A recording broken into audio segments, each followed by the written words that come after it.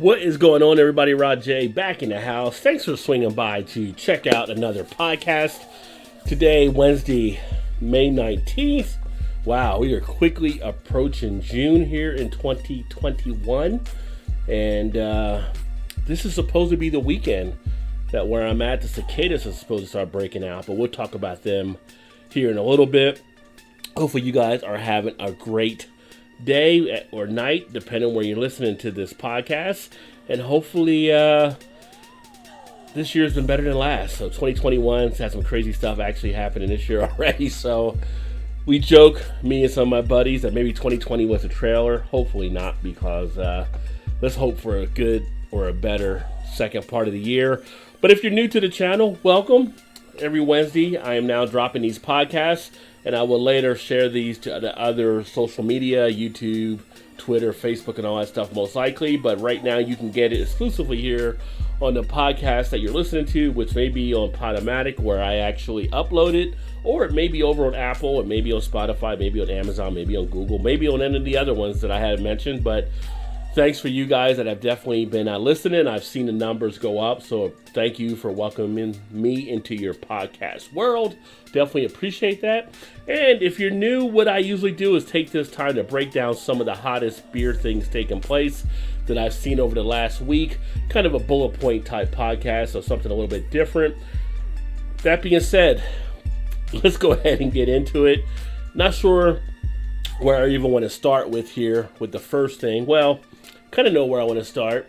What the hell is wrong with the people that are out there running these beer companies, these breweries, these, even a Cicerone program, these different things? Is this like a weird week or what? I've had numerous stories come past my data gathering social media databases about the harassment's taking place, the sexual harassment's out there, the misogyny, of course, the racism. There's just all kinds of different things that have happened that was kind of interesting this week that I've seen. Not just getting into the main names, but we do have a couple main ones to talk about.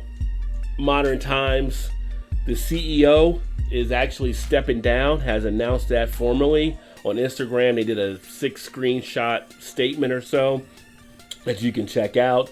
I've actually got stuff on my Twitter handle, Rod J BeerVentures, if you want to check that out, or the Facebook page. All different kinds of things out there around it, so I won't get too deep into it. But him himself was caught up in a sexual harassment situation. One of the employees was. Tired Hands founder, now stepping back again around a sexual harassment type thing. One of the employees in the Chicago Cicerone program, basically, they just parted ways with that person over sexual harassment. And there's more bits and pieces coming out from different locations that I'm seeing from across the country.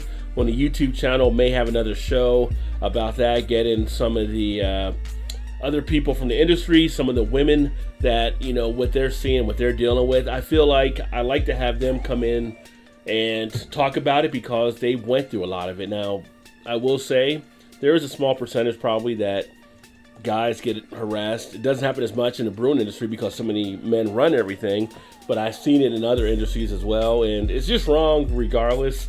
But I don't get why we have the harassment issues we're having. Why I get it somewhat. It's just like people are trying to do what they're trying to do, and it's not wanted, but they keep pushing through it. And you know, you always want to do the right thing, and if your actions aren't being returned, why are you going to try to force the issue? And it's not like people are 5 years old or 15 years old. I mean, you're grown-ass men in dealing with this situation that you're running into doing this. And if you're a bystander and you see some of this stuff happening, I know it's hard when you're part of that company or if that's kind of your employer, but for the guys that see that kind of stuff happening, some of the guys need to also speak up about it too, and, like, you know, pull the guys back. But kind of an interesting week with a lot of the different things that have popped off. So you'll see a lot of that stuff out there, and it's kind of a shame. You know, not kind of, it is a shame that this takes place still. You know, at this point, I gotta say, Modern Times CEO, he actually, you know, released a statement and stepped down, which was I wouldn't say like a good move on his part, but it was definitely I think it was the right thing to probably do to remove himself from the mix on those lines, which really sucks when you like build a company, you have to step away from it. But you do something like that, there's consequences. I'm not sure if the Tire Hands founder is going to step down as well. That stuff is still out there, but I know a step back is what was mentioned about that. And this is why, we talk about on the various channels how lack of diversity and inclusion can come back and bite you in the ass, essentially, because you don't have the right people in the right positions to call things out when things happen. I've put on my Twitter, hey, I'm open and willing to take on an office job of busting these guys up. If I can hit them Terry Tate style, remember the old Terry Tate linebacker tackling people in the office? I'll take some people out. I don't care. I'm big enough. I can do it. But you have to have the right culture, the right mentality. You have to have people in those positions that pretty much know about those type of situations, I would say. How to deal with those type of situations. If you have everybody coming from the same side or same area or same view on things, you're going to miss those stuff. Those things are going to be in your blind spot. So for all the breweries out there, those in the industry, not just our industry, other industries as well, take heed. I mean, you have to put the right things in force to actually guard against this type of stuff, because these things will come back and bite your company in the butt. And in the beer community, that's quite able to happen because the beer community is smaller than a lot of people actually give it credit for. There's a lot of people I've met from all over the country, myself, that other people I know have met, and it's kind of like you're somewhere like, oh yeah, so-and-so. And it's like we all become interconnected at a point if you're doing this for a good amount of time. So just one of those crazy weeks, a lot of those stories floating around. So if you're on my Twitter page, you're probably going to see some of that stuff, or on my Twitter feed. Is it a Twitter page or a Twitter feed? Whatever it is. If it's tweet, you're probably going to see some stuff on that, just because things have to be said. So that's something to look at for this week. That's kind of crazy out there, but we don't want to keep it all on a sour note. We like to keep things fun here as well. So what I'm going to share with you guys is something else over here, because we are coming out of spring. We're headed more into the summer, and as you head more into the summer, there's different drinks you like to enjoy.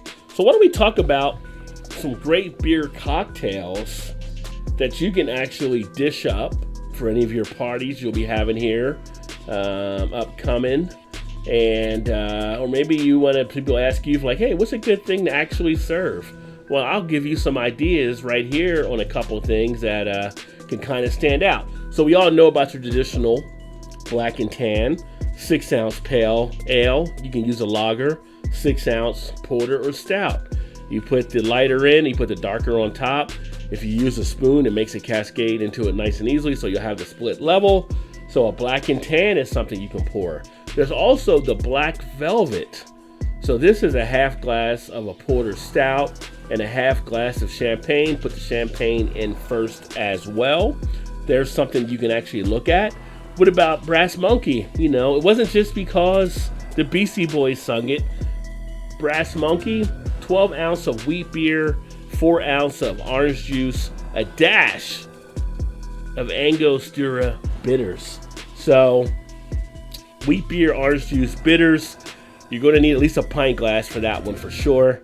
You got the beer Margarita, 12 ounce light beer, 6 ounce frozen lime concentrate, 4 ounce tequila shot. I ain't gonna lie, the beer Margarita sounds like something I might even try. I'm not a huge beer cocktail type person usually, but I kind of like the feel of that. Put the tequilas in first, then put in tequila in first, then put in the lime concentrate, put the light beer on top, and then also makes note to have salt there as well. I don't know, you're not doing a shot of tequila, but it does mention salt, so I think you're just putting salt sprinkled in the top of that to give you that nice salty feel. We got the Michelada, 12 ounce light beer, 4 ounce tomato juice, half ounce lime juice, 1 teaspoon of hot sauce, salt and pepper. So there you go, you got that you can actually set up as well. Doesn't really give the breakdown as much to put it in there, except the salt and pepper are more around the rim. that you want to have that there, but that's a nice one you can do. That can be a nice little brunch type thing to have, if you're having maybe a little eggs and sausage, maybe a little ham or roast beef, whatever it may be. I can see that as a brunch type drink. You also then have the Rattler, and despite me not having a high love for the shandies, I do like a nice Rattler, and a nice Rattler 6 ounce of lemon soda, 6 ounce Pilsner or wheat beer. Put the lemon soda in first on that one.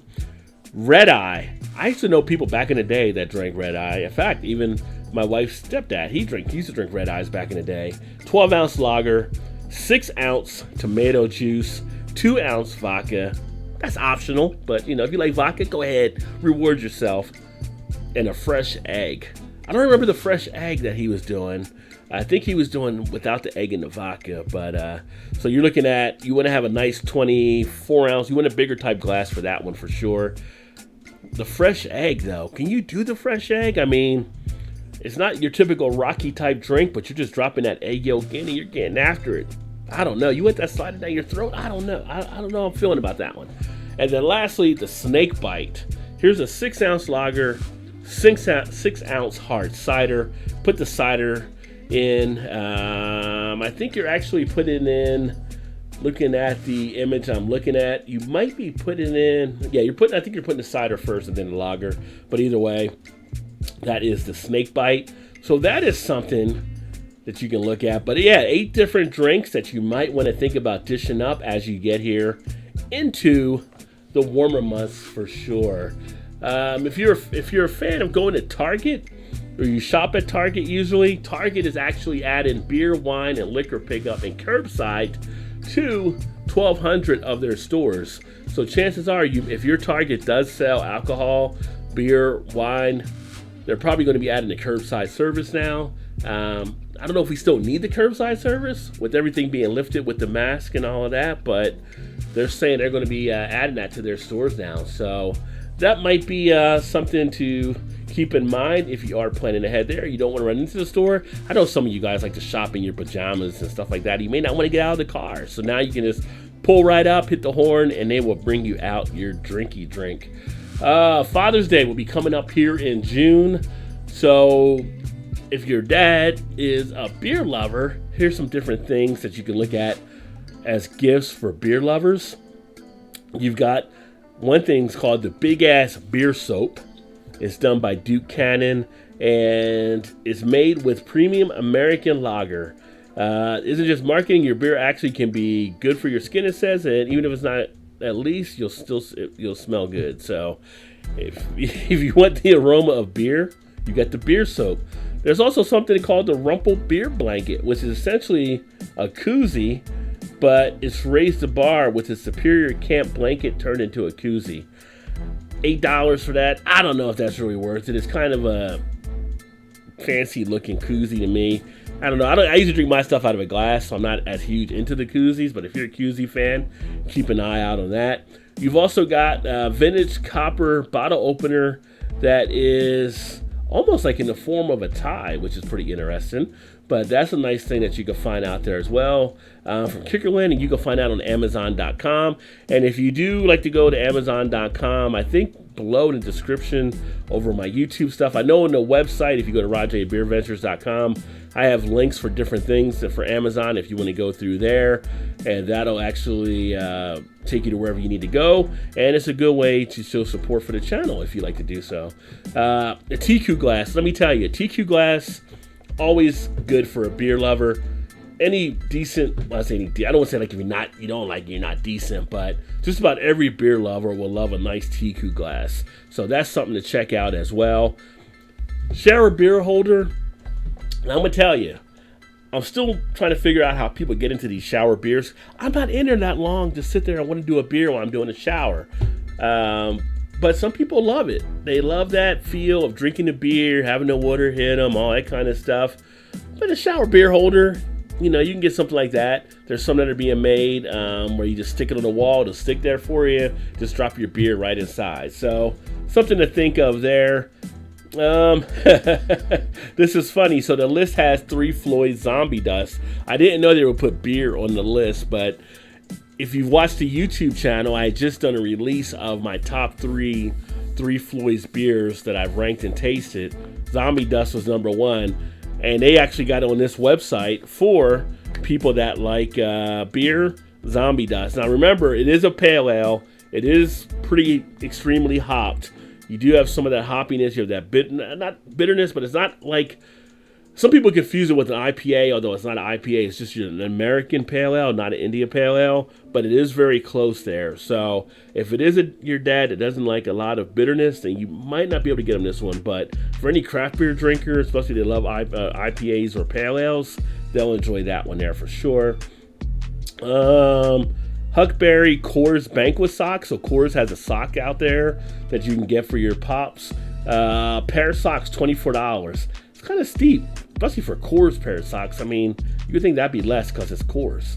Hopsulator Trio, and that is something that would keep your beer nice and cool. Now this is also a koozie, standard 12-ounce cans as well as tall boys. It does triple duty by acting as a tumbler, so you can just put it right in it. Keeps it nice and cold, and you can drink right out of it. You put the can inside the little tumbler type koozie, and you're off and going.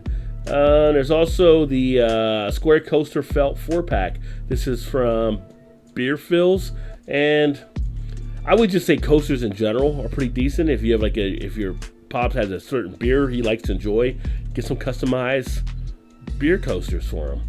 Beer Cap Map USA. Beer Cap Maps, very popular. Some people like to save some of their key beer caps. They just pop it right in there. A nice thing they can put on the wall. IPA glasses, a lot of times you can get them in 2-packs. This one is by Spiegelau. 2-pack off of Amazon, $27.99. So again, beer glassware is always pretty much welcomed.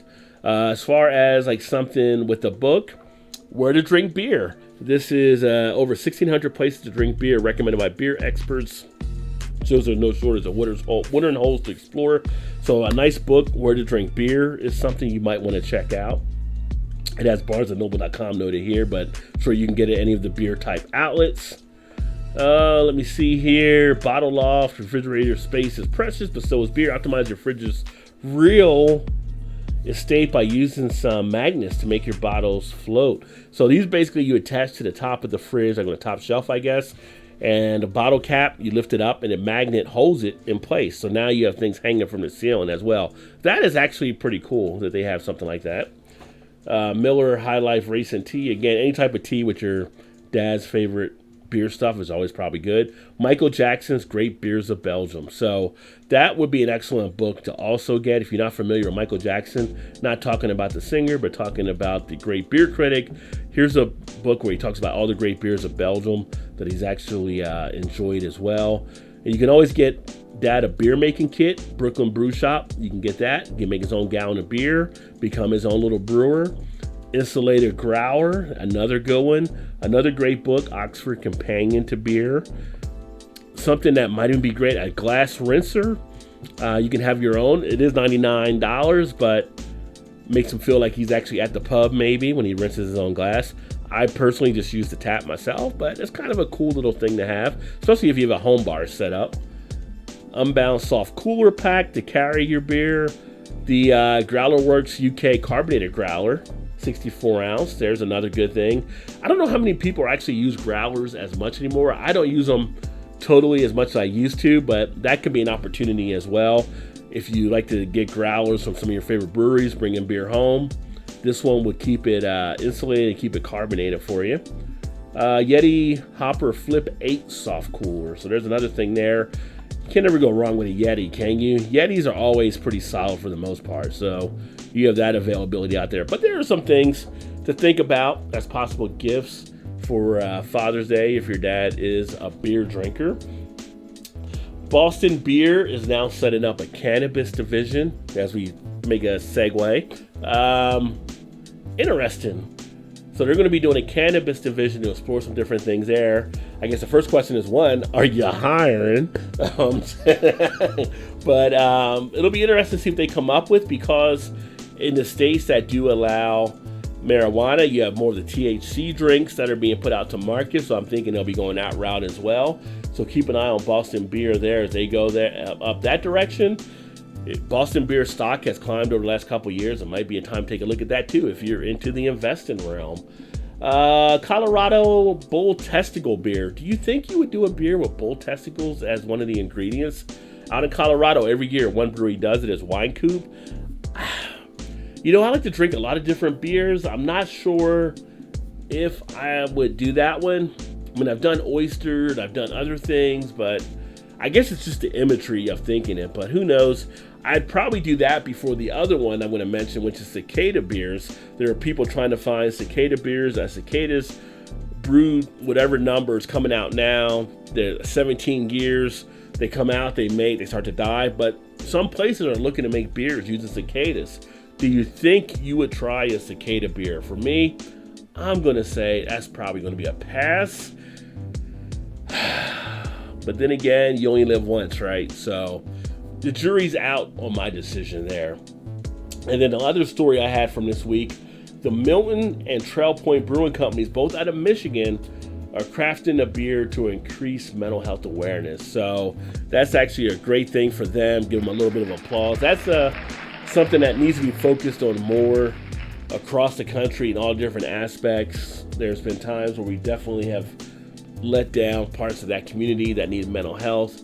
So nice, rewarding thing. And that's where you get back to some of the cool things that the craft beer community does. There's a lot of stuff happening. I've seen other things being raised for veterans at this point from breweries. So talking earlier about some of the bad stuff with the harassment, the misogyny, the racism, the sexism, whatever ism it may be, there's also the other side where there's a lot of good things being done and a lot of good breweries that are doing the right things out there. So again, it's just something that you have to be aware of. If somebody is saying something maybe taking place, make sure, take time to listen. I think definitely as a society, we can listen more. I used to train sales reps, and I would always train in my training. You have one mouth and two ears. There's a reason for that. So make sure to listen as well. Try not to have any preconceptions. I know it's hard at times, but the more we listen, the better we do as a society. And when things like the things happen I mentioned in the beginning of the show, we need to call them out as they happen so we can make that a better place as well for everyone. That all being said, that is the podcast for this week. Tomorrow will be Thursday, which means Toss One Back Thursday over on the YouTube channel. Will be simultaneous on the Twitter and also on Twitch. If you want to come join us, crack some beers open. We just interact with everybody along those lines, have a great time, drink some different things, talk about stuff in the beer world and outside the beer world. We usually get a lot of entertainment type stuff, a lot of like pop culture type things. Just kind of a great time to have fun with everybody in the community that enjoys the channel. So if you're freed up, 8:45 Eastern is when we do that. More than welcome to swing on by and keep checking out the YouTube channel. If you haven't done it yet and you've only heard me on the podcast, I do have different things happening over there. As I mentioned earlier, I did my top three Floyd's beers. I'm going to be doing that for various breweries upcoming, and they're like a minute short video, so within a minute you can kind of get my rundown on it. I have the beer reviews there, going to have more beer news type stuff happening, going to have all different things, a little bit of comedy type things happening around beer as well. So make sure you check out the YouTube channel. If you want to see a lot of the articles and stuff that I also share, you can check that out on the Facebook page or Twitter. I'm kind of sharing both of those. And if you're on LinkedIn, I do have the Rod J BeerVentures there as well on LinkedIn, where I share a lot of the industry type stuff too. So whatever you're looking for, I'm pretty sure I can get that to you. But that being said, thanks to all you guys for being here tonight. I look forward to catching up with you guys soon. Keep drinking those good craft beers. And remember, there's always time. Get your beer on. Cheers, everybody.